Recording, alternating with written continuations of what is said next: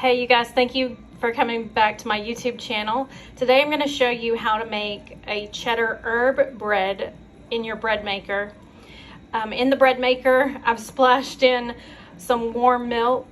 There is about 1.5 cups of warm milk and 2 tablespoons of butter that is melted. Next, I'm going to be adding my herb mix. This is some chives and some fresh dill from the garden. We've got a 1/2 teaspoon of, or 1/8 teaspoon of pepper. I have a teaspoon of salt and 2 tablespoons of sugar here. So I'm just going to dump that on in.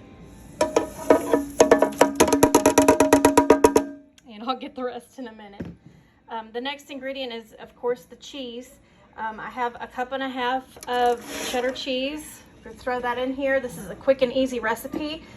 Then I have 1/3 cup of grated Parmesan cheese. So I'm going to throw that on in here.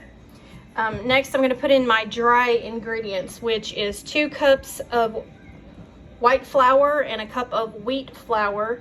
And on top of that, I have placed about 2 teaspoons, 2.5 teaspoons of bread making yeast. So we're going to throw that in here.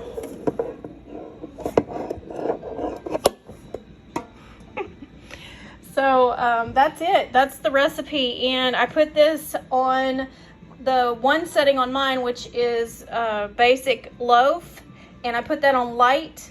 It cooks for about it needs it, and the whole process takes about 3 hours in my bread maker. Yours might be a little bit different.